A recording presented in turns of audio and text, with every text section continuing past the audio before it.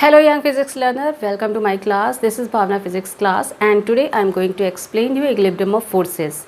So equilibrium of forces, that is the balancing condition of a body. इससे पहले जब हमने न्यूटन्स लॉ पढ़ा था, ये इससे पहले के जितने भी टॉपिक्स हैं like till the topic number 2 point number 2, ये सारे टॉपिक कवर हो चुके हैं in my 3 videos. So you can go through with that videos to cover up these topics, then only you can understand equilibrium of forces. तो equilibrium of forces is corresponding to the number of forces acting over a single body or the pair of body. Clear? Like the case, if we are taking the case of pulley. पुली है, पुली का case किस तरीके से ले लेते हैं. Like ये एक बॉडी जो कि किसी ब्लॉक के ऊपर रखी है, इसको हमने एक पुली से टाई अप किया और इसके नीचे हमने दूसरी बॉडी लगा दी, that is in the hanging position. ठीक है, तो ये दो बॉडीज़ हो गई M2 एंड M1. तो ये टू बॉडीज़ केस में आप इक्विलिब्रियम ऑफ फोर्सेस जज कर सकते हो on the individual bodies as well as on the system of bodies. इस तरीके का केस होता है इंक्लाइन प्लेन.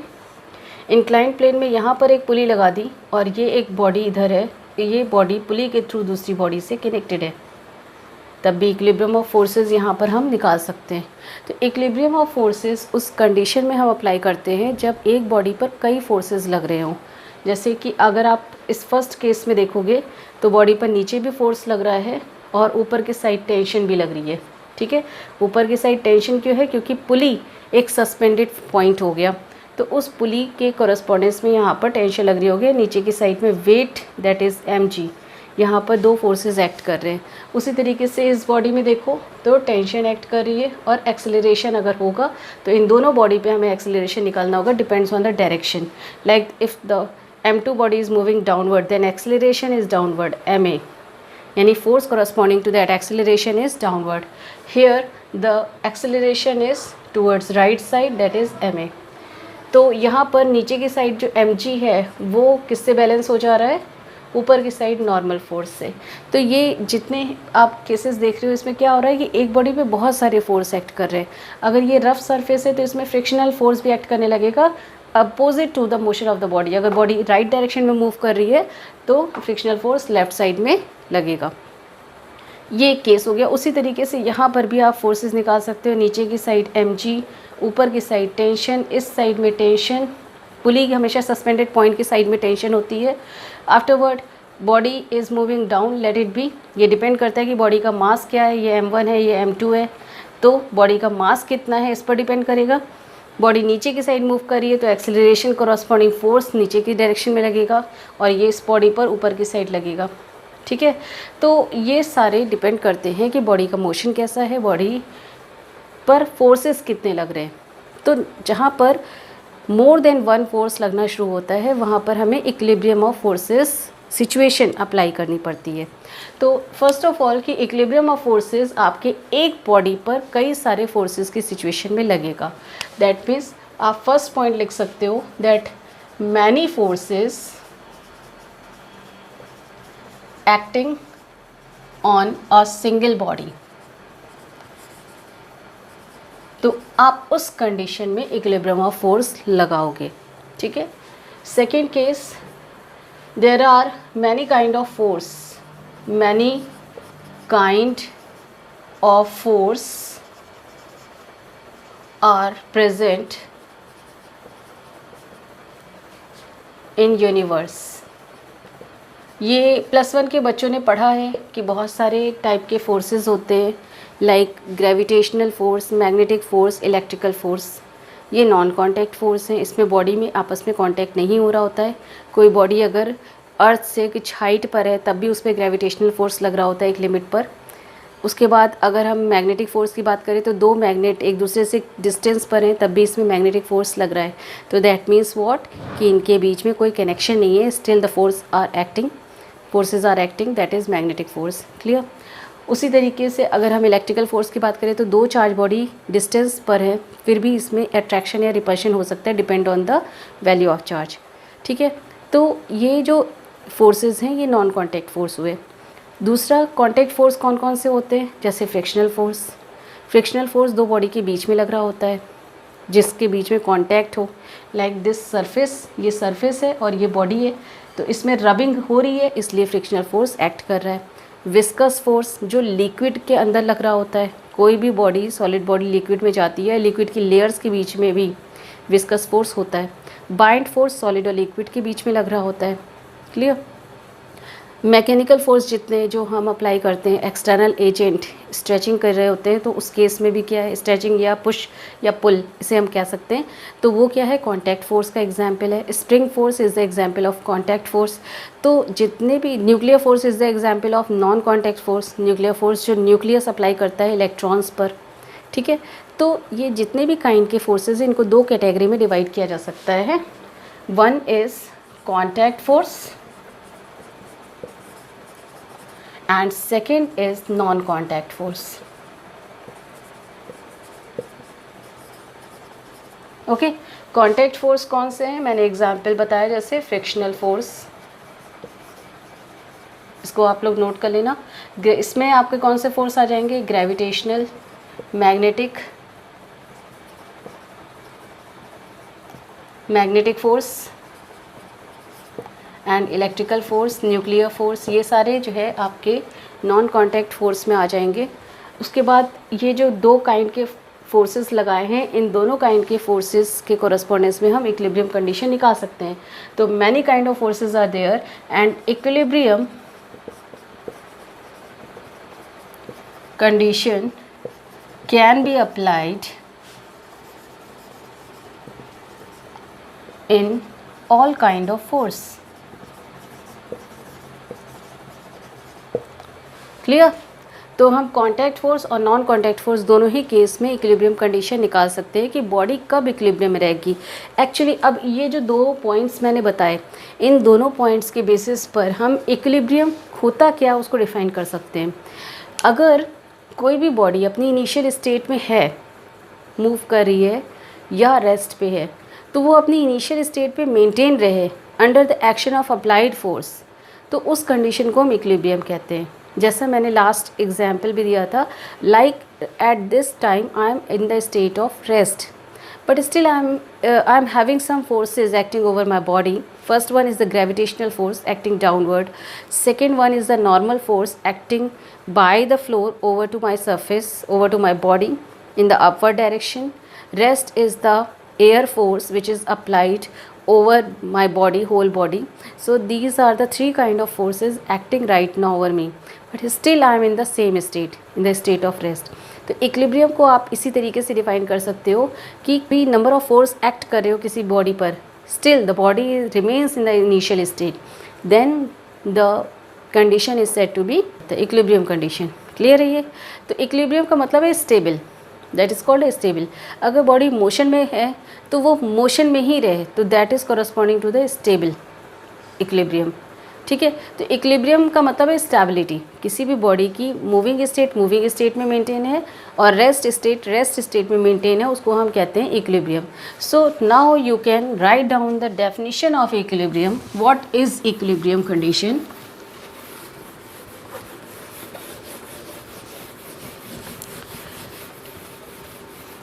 इक्विलिब्रियम क्या होती है? That equilibrium means stability of a body. ठीक है, बॉडी स्टेबल रहेगी तो उसको हम कहेंगे इक्विलिब्रियम में। स्टेबिलिटी का मीनिंग ये है, that means body remains in its initial state, remember this, is called equilibrium। ठीक है, तो बॉडी इक्विलिब्रियम में है यानी कि बॉडी स्टेबल है। अगर मूविंग स्टेट में, इनिशियल स्टेट का मतलब स्टेट पे दो स्टेट आती हैं, one is what? Rest and other is motion. तो या तो बॉडी रेस्ट में होगी या तो मोशन में होगी। क्लियर है ये कॉन्सेप्ट? तो मोशन में होगी तभी बॉडी जिस स्पीड से मूव करे उस स्पीड से ही मूव करेगी, तो ये इक्विलिब्रियम है। अगर बॉडी ने अब एक्सेलरेट हो गई तो वो इक्विलिब्रियम नहीं है। अभी उसमें भी स्यूडो फोर्स का कॉन्सेप्ट मैं आगे बताने वाली हूँ। तो एक्सेलरेशन के केस में क्या होता है, स्यूडो फोर्स क्यों अप्लाई होता है, all that I will tell you. तो अभी ये समझ लो स्टार्टिंग में कि रेस्ट और मोशन कोई भी स्टेट हो, वो स्टेट मेंटेन है अगर बॉडी की, that means the body is in equilibrium state under the action of applied force, that is called equilibrium. Force applied हो रहे फिर भी बॉडी क्या है कि अपनी इनिशियल स्टेट में मेंटेन है। क्लियर हो गया ये कॉन्सेप्ट?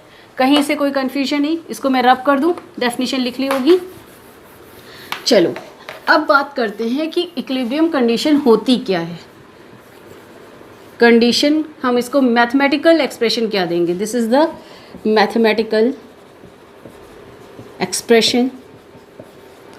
देखो अभी जो ये मैं बता रही हूँ ये एक छोटा सा पार्ट है आगे की फिजिक्स का। दो तरीके के इक्विलिब्रियम को लेते हैं, एक तो हम लेते हैं ट्रांसलेशनल इक्विलिब्रियम, एक हम लेते हैं रोटेशनल इक्विलिब्रियम। तो रोटेशनल इक्विलिब्रियम अभी आपका आगे आएगा क्लास 11th में।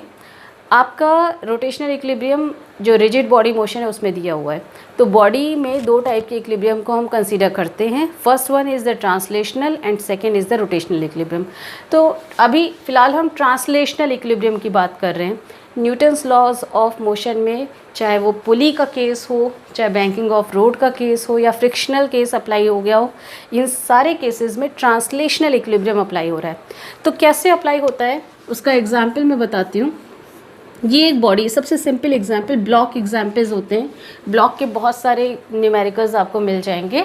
सो ये एक ब्लॉक है जिस पे एक फोर्स अप्लाई हो रहा है F and the mass of that block is M। Clear? So what will be the result of this application of force, that mass block should move in the direction of force according to Newton's second law, ma, mass of the block and acceleration of the block with respect to this force। जो भी force apply किया गया उसी के basis पर यहाँ acceleration start हो जाएगा। तो ये इक्विलिब्रियम नहीं रहा, यानी न्यूटन्स का सेकेंड लॉ जो हम अप्लाई कर रहे हैं, न्यूटन्स सेकेंड लॉ, वो यहाँ अप्लाई हो रहा है, बट ये इक्विलिब्रियम कंडीशन नहीं है। ओके अब क्योंकि क्यों नहीं है, क्योंकि इनिशियली इस ब्लॉक की स्पीड थी 0 और फाइनली इस ब्लॉक की स्पीड नॉन ज़ीरो हो गई, उसकी कुछ वैल्यू है, तभी तो एक्सेलरेशन आएगा। एक्सेलरेशन का फॉर्मूला क्या है, v minus you divided by T, इसको हम delta v divided by delta T भी लिखते हैं। तो जब भी वेलोसिटी में चेंज हो गया तो एक्सेलरेशन है। क्लियर? तो यहाँ पे वेलोसिटी में चेंज हुआ है क्योंकि फोर्स अप्लाई हुआ। तो इसको इक्विलिब्रियम में लाने के लिए हमें क्या करना पड़ेगा, हमें ऑपोजिट साइड से सेम फोर्स लगाना पड़ेगा। ये न्यूटन्स का थर्ड लॉ हो गया, पहले सेकंड लॉ अप्लाई हुआ था, अब थर्ड लॉ अप्लाई हो रहा है। इनिशियल स्पीड 0 थी और अगर हमने इक्वल एंड ऑपोजिट फोर्स लगा दिया तो फाइनल स्पीड भी 0 हो गई। दैट मीन्स उस केस में एक्सेलरेशन इसका हो गया 0, क्योंकि फाइनल स्पीड भी 0 ही है। बॉडी रेस्ट में मैंने क्या किया है, उतना ही फोर्स ऑपोजिट डायरेक्शन से लगा दिया। तो इसको हम कहते हैं, इस सिचुएशन को कहते हैं इक्विलिब्रियम ऑफ फोर्स। यानी एक बॉडी पर जितने भी फोर्स लग रहे हों वो सारे के सारे फोर्सेस एक दूसरे को बैलेंस कर दें। ये तो मैंने हॉरिजॉन्टल फोर्स बताया। अगर सपोज फोर्स इस डायरेक्शन में लग रहा होता तो हमें क्या करना होता, इसके ऑपोजिट डायरेक्शन में फोर्स लगाना होता। अगर इस डायरेक्शन में लग रहा है तो इसके ऑपोजिट डायरेक्शन में फोर्स लगाना होता, ताकि ये बॉडी अपनी रेस्ट स्टेट में ही मेंटेन रहे। ठीक है? तो n नंबर ऑफ फोर्सेस लग सकते हैं बॉडी पर, बट उसका ओवरऑल जो रिजल्ट आना चाहिए, जो नेट फोर्स आना चाहिए, वो कितना आना चाहिए, net force that should be equal to 0। तो अगर हम यहाँ पर न्यूटन्स का सेकेंड लॉ अप्लाई करेंगे, ये न्यूटन्स का थर्ड लॉ तो दो फोर्सेस के बीच में अप्लाई हुआ था, तभी यहाँ पे रिजल्ट 0 आया एक्सेलरेशन का। सो नेट फोर्स में आप देखो तो delta p divided by delta t is equal to 0। Net force के कोरस्पॉन्डेंस में न्यूटन्स का सेकेंड लॉ लगा, rate of change of momentum is equal to 0। तो दैट मीन्स वॉट कि delta p is equal to 0, it implies it p is equal to constant. p is what, momentum. तो momentum इसका constant रहा। Means क्या है, momentum की formula क्या होता है, mv कांस्टेंट रहा। यानी अगर वेलोसिटी 0 थी तो p भी 0 हो गया, अगर वेलोसिटी नॉन ज़ीरो थी तो वही velocity through out the motion maintain रहेगी। यानी u अगर नॉन ज़ीरो है तो v भी नॉन ज़ीरो है, but v is equal to u। दोनों सेम इक्वल स्पीड है। यानी यहाँ पर बॉडी अगर मूव कर रही थी इनिशियली तो यूनिफॉर्म स्पीड से, सेम स्पीड। यूनिफॉर्म स्पीड का मतलब क्या है कि 20 किलोमीटर पर आवर से मूव कर रही है तो 20 किलोमीटर पर आवर से ही मूव करती रहेगी regardless of the application of force. Clear. तो इस इक्विलिब्रियम कंडीशन को हम मैथमेटिकली ऐसे लिखते हैं कि F1 plus F2 plus F3, ये वेक्टर साइन लगेगा, and so on, that should be equal to 0। यानी n नंबर ऑफ फोर्सेस लग जाए लेकिन उनका ओवरऑल जो रिजल्टेंट फोर्स होना चाहिए, force is a vector quantity, तो इसमें हम वेक्टर एडिशन करते हैं, दैट शुड बी 0। तो इसको लिखते कैसे हैं शॉर्ट में, summation i running from 1 to n Fn that is equal to 0। Fn में पहले क्या करेंगे, i 1 से n तक रन कर रहा है तो n की जगह 1 देन 2, यहाँ पर समेशन का मतलब होता है एडिशन, तो इसे हम लिखेंगे F1 प्लस F2, n की जगह पे 2 आ गया, प्लस n की जगह पे 3 एंड सो ऑन, कहाँ तक जा रहा है, मैक्सिमम लिमिट n तक, Fn that should be equal to 0, but with vector sign होना चाहिए, यानी डायरेक्शन भी हम साथ में काउंट कर रहे होंगे। This is the important aspect जब न्यूमेरिकल सॉल्व कर रहे होते हैं या कोई भी केस, यहाँ पे बैंकिंग ऑफ रोड का केस सॉल्व कर रहे होते हैं, उस समय भी हमें ये कंडीशन ध्यान रखनी है कि डायरेक्शन भी देखना है। Force is a vector quantity, we can not apply directly that whatever be the regardless of the direction, जो भी डायरेक्शन है हमने सिर्फ F1 और F2 इन सब की वैल्यू को 0 कर दिया, it is not the case, हमें उसकी डायरेक्शन को भी साथ में रखना है। तो मीन्स क्या है कि ये जो एडिशन आ रहा है इसको आप यहाँ पर ये शॉर्ट में ऐसे लिखते हो मैथमेटिकली, और पूरा अगर आप लेंथी फॉर्म में ले जाते हो, पूरा फुल एक्सप्रेशन देते हो, तो ये रिजल्ट आता है इक्विलिब्रियम ऑफ फोर्स की मैथमेटिकल एक्सप्रेशन का। क्लियर। अब इस एक्सप्रेशन को अगर हम यहाँ पे समझें तो मैंने अभी आपको बताया कि डायरेक्शन भी इंक्लूड होता है क्योंकि फोर्स वेक्टर क्वांटिटी है। ऐसा नहीं है कि ये F1 F2 यहाँ पर F3 F4 है तो आप इसके ये F5 ये F6 है तो आप सिर्फ मैग्नीट्यूड को ऐड करके 0 लिख दो। No, this is not the equilibrium condition. आपको इसके साथ में इनके डायरेक्शन भी लेने हैं। क्लियर। और इसी के साथ में आपको रिजोल्यूशन ऑफ वेक्टर भी अप्लाई करना पड़ेगा, उसका भी मैंने वीडियो बनाया था रिजोल्यूशन ऑफ वेक्टर का पूरा ब्रॉड एक टॉपिक जिसमें आई थिंक कि 5 या 6 वीडियोस मैंने बनाए थे, आप उसको देख लेना। वो टॉपिक पूरा आपको वेक्टर का कॉन्सेप्ट क्लियर कर देगा, एडिशन, सब्सट्रैक्शन, दैट वेक्टर के जो डॉट केसेस क्रॉस केसेस होते हैं, सारा का सारा केस दिया हुआ है। 9th क्लास के बच्चों के लिए नहीं है, 11th क्लास के बच्चों के लिए है। ठीक है। तो this is the mathematical expression for the equilibrium of forces. Okay. अब ये जो मैथमेटिकल कंडीशन है ये खाली फोर्सेस के लिए नहीं अप्लाई होती। आगे की क्लास में आप जाओगे तो उसमें आपको, आगे की क्लास का मतलब 12th क्लास में आपको इक्विलिब्रियम ऑफ फील्ड्स भी मिलेगा, जैसे मैग्नेटिक फील्ड, इलेक्ट्रिक फील्ड। अभी इसी क्लास में 11th क्लास में आपको लास्ट का जो ऑसिलेशन एंड वेव है उसमें सुपरपोजिशन प्रिंसिपल मिलेगा, वो भी इक्विलिब्रियम को शो कर रहा होता है बॉडी के। तो यहाँ सुपरपोजिशन प्रिंसिपल जो अप्लाई हो रहा है वो यहाँ पर इक्विलिब्रियम ऑफ फोर्सेस, यानी फोर्स को ही हम यहाँ पर डिफाइन करें, because we have introduce force here by the Newton's law. Got my concept. थोड़ा देखो, अब थोड़ा स्लो समझना यहाँ पे शुरू करो। क्यों? क्योंकि अब ये कॉन्सेप्ट थोड़ा धीरे धीरे करके कॉम्प्लिकेटेड होते जाएंगे, तो इसलिए आपको स्लो समझना पड़ेगा। ये मैथमेटिकल एक्सप्रेशन आप लोग लिख लो, उसके बाद मैं बताती हूँ कि वेक्टर एडिशन के लिए कौन से 2 रूल्स हैं जो यहाँ अप्लाई होते हैं जब हम डिफरेंट केसेस लेंगे।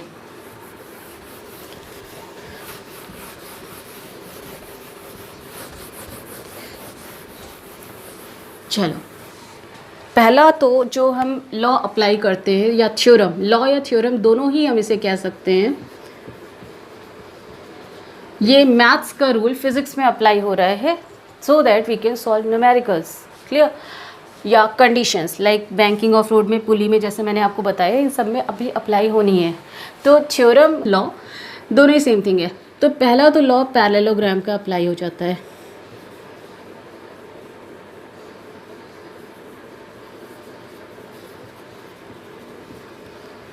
और दूसरा जो अप्लाई होता है वो है लैमीज़ थ्योरम। ये भी मैथ्स की थ्योरम है जो हम अप्लाई करेंगे यहाँ पर। तो एक लॉ है और एक थ्योरम है जो आप डिफरेंट केसेस में अप्लाई करने वाले हो। ये ध्यान रखना, ये हम क्यों कर रहे हैं, because of the vector addition of force. किस लिए कर रहे हैं ये? वेक्टर एडिशन ऑफ फोर्स के लिए। नॉर्मल एडिशन नहीं है, ये वेक्टर एडिशन है। तो हमें दो थ्योरम्स अप्लाई करनी पड़ेंगी for the equilibrium of forces.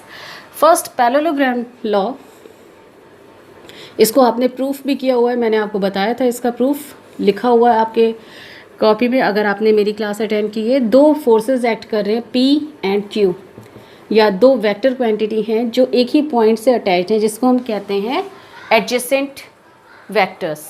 तो ये एडजेसेंट वेक्टर है क्योंकि ये एक ही पॉइंट से अटैच्ड हैं। Then the resultant of these two vector can be represented by the diagonal of the parallelogram made by the adjacent vector. ठीक है, ये P और Q है और ये है R वेक्टर। तो R vector square that should be equal to P square plus Q square plus 2PQ cos theta, where theta, what is theta here? Theta is the angle between P and Q, दोनों के बीच में जो angle होता है उसको हम theta से represent करते हैं। तो ये वेक्टर का रिजल्टेंट वेक्टर का मैग्नीट्यूड आ जाता है। इसके बाद अगर हमें इसका डायरेक्शन पता करना है तो हम अल्फ़ा लेंगे, resultant vector direction from any of the two vector, late it B from the P vector. तो इसकी जो वैल्यू आएगी tan अल्फ़ा की, जो डायरेक्शन को बता रही है, दिस इज़ फॉर डायरेक्शन। तो tan alpha that should be equal to Q sine theta divided by P plus Q cos theta. ठीक है, ये वैल्यू आ जाती है डायरेक्शन के लिए।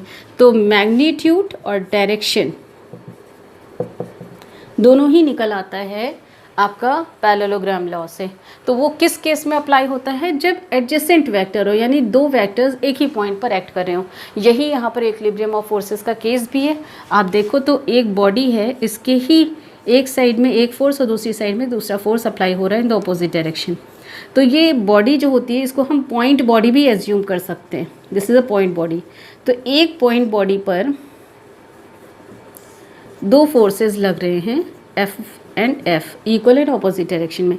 तो ये एडजेसेंट फोर्स के एग्जाम्पल हो गए। इसमें इन दोनों के बीच में जो एंगल था थीटा, वो यहाँ पर क्या आ जाएगा? This one is 180 degree, theta value is 180 degree. तो यहाँ पर नेट फोर्स जो आएगा, आप रिजल्टेंट निकालोगे तो उसकी वैल्यू 0 आई जाएगी। दोनों के इक्वल और अपोजिट अगर आप रखोगे तो वो मैं यहाँ पे आपको बता देती हूँ। लाइक R स्क्वायर लिया, P और Q दोनों की वैल्यू F एंड F है, आपने लिया F square plus F square plus 2 F square हो गया। cos theta is 180 is -1। ठीक है, अब आप यहाँ वैल्यू देख लो तो ये F स्क्वायर हो गया 2F square minus of 2F square. What should be the result? 0। तो पैरेललोग्राम लॉ सिंपली अप्लाई हो जाता है क्योंकि यहाँ पर एडजेसेंट वेक्टर का एग्जाम्पल है। कॉन्करेंट फोर्सेज इसे हम कहते हैं, these forces are called concurrent force या कॉन्करेंट वेक्टर। एक ही पॉइंट पर जब एक्ट कर रहे होते हैं, पॉइंट कौन सा है? दैट इज़ अ बॉडी, उनके बीच में किसी भी एंगल पर एक्ट कर रहे होते हैं vectors, forces, vector quantity, that means forces की यहाँ पे बात हो रही है। So that is concurrent forces, एक ही पॉइंट पर एक्ट होने वाले फोर्सेस। इसको वेक्टर्स के फॉर्म में इसे एडजेसेंट वेक्टर भी कहा जाता है क्योंकि एक ही पॉइंट पर जॉइंट हैं, इसलिए इसे एडजेसेंट वेक्टर कहा जाता है। और फोर्सेस के लिए इसे कॉन्करेंट फोर्स कहा जाता है। तो आई थिंक कि ये कॉन्सेप्ट क्लियर हो गया होगा कि आप पैरेललोग्राम लॉ अप्लाई कर सकते हो अगर आपको वेक्टर एडिशन करना है इक्विलिब्रियम कंडीशन फाइंड आउट करने के लिए। इक्विलिब्रियम कंडीशन क्या थी जो अभी आपने पहले लिखी थी? Summation of F that should be equal to 0। Now come to Lami's theorem. Lami's theorem भी एक ही पॉइंट पर नंबर ऑफ फोर्सेस के लिए एक्ट करती है, like first force, second force, third force and so many forces may be there. ठीक है, तो यहाँ पर एक पॉइंट पे दो फोर्स एक्ट कर रहे थे P एंड Q, यहाँ पर एक पॉइंट पे 3 फोर्सेस एक्ट कर रहे हैं F1, F2, F3। क्लियर? तो ये 3 फोर्सेस एक्ट कर रहे हैं, यहाँ पर हम लैमीज थ्योरम लगा सकते हैं क्योंकि मैंने आपको बताया इक्विलिब्रियम कंडीशन में n number of force act करते हैं। सो फर्स्ट वन, अगर आप F1 ले रहे हो तो लैमीज थ्योरम का पूरा प्रूफ है मैथ्स में आपका बच्चों ने पढ़ा भी होगा, 11th एंड 12th क्लास में ही है आई थिंक। तो उसमें आपका जो प्रूफ होता है वो मैं फाइनल रिजल्ट बता रही हूँ यहाँ पर। F1 अगर हम फोर्स ले रहे हैं तो F1 divided by sine of angle between F2 and F3, इन दोनों के बीच का angle, let it be alpha. तो sine alpha that should be equal to F2 divided by sine of angle between F1 and F3। F2 अगर हम ले रहे हैं तो बाकी दोनों फोर्सेस के बीच का angle, that means late it B beta, 2 के लिए बीटा लिया तो sign beta, that should be equal to F3. If we are taking F3 force, then the angle between the other two forces, that means F1 and F2, this is gamma, then sine gamma. So by this way, this is the relation between F1, F2 and F3. तो ये relation आपका तब काम आ सकता है जब 3 forces act कर रहे हो या 3 से ज़्यादा फोर्स एक ही पॉइंट पर। ये पॉइंट का क्या हम एज्यूम करेंगे, दिस इज़ अ बॉडी, तो एक बॉडी पर 3 फोर्सेस एक्ट कर रहे हैं, तब हम ये फॉर्मूला अप्लाई कर सकते हैं और हम इसमें फोर्सेस का magnitude as well as direction यानी अल्फा बीटा गामा के फॉर्म में उसका डायरेक्शन भी निकाल सकते हैं। सो लैमीज थ्योरम या पैरेललोग्राम लॉ किसी को भी आप अप्लाई करोगे, आपको net vector with resultant quantity आपको मिल जाएगा, विद डायरेक्शन आपको मिल जाएगा। So this is overall equilibrium of forces. And remember this, जो मैंने इक्विलिब्रियम ऑफ फोर्सेस बताया है ये ट्रांसलेशनल इक्विलिब्रियम है, अभी रोटेशनल इक्विलिब्रियम तो आया भी नहीं है, वो रिजिड बॉडी में आएगा। And that is also the one condition of equilibrium, यानी इक्विलिब्रियम तब तक कंप्लीट नहीं होता जब तक कि ट्रांसलेशनल और रोटेशनल दोनों साइड से बॉडी इक्विलिब्रियम में नहीं होती है। क्लियर? तो I hope that this lecture is clear to you for the equilibrium of forces. And next lecture is based on the pseudo force condition, accelerated body under the equilibrium condition, and there are so many cases of pseudo force. and अगर मैं अभी आपको बताऊंगी तो I think कि वो आपको confuse करेगा इससे। अभी यहाँ पर आपको सिर्फ इक्विलिब्रियम ऑफ फोर्सेस पढ़ना है। इक्विलिब्रियम ऑफ फोर्सेस आपका पुली केस में भी अप्लाई होता है, लिफ्ट केस में अप्लाई होता है, लिफ्ट का upward and downward motion, and जो आपका एक बॉडी सर्कुलर मोशन में मूव कर रही है उसमें भी अप्लाई होगा, यूनिफॉर्म सर्कुलर मोशन में। तो ये सारे के सारे केसेस में इक्विलिब्रियम ऑफ फोर्सेस अप्लाई होने वाले हैं। इंक्लाइन प्लेन की कंडीशन, बहुत सारी वैरायटी के क्वेश्चन हैं, न्यूमेरिकल्स आते हैं, उन सारे के लिए आपको अच्छे से इसका कॉन्सेप्ट एक बार को रिव्यू कर लो, फिर मैं न्यूमेरिकल लगवाती हूँ। उससे पहले मैं स्यूडो फोर्स बताऊँगी, because pseudo force is also very important part of this equilibrium condition. Okay, उसको थोड़ा सा मैं हाई लेवल पे ले जा करके बताऊंगी। मींस जैसे आपने गैलीलियो पढ़ लिए, न्यूटनियन मैकेनिक्स इसे हम कहते हैं।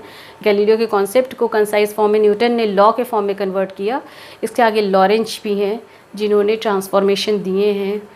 हम बात आगे करने वाले इनर्शियल नॉन इनर्शियल फ्रेम की, तो वो एक अपने आप में एक इंडिविजुअल टॉपिक है। और most probable this is today's morning, and till the night time you will get the next video of pseudo force, inertial and non-inertial frame. So good luck to you and revise the syllabus.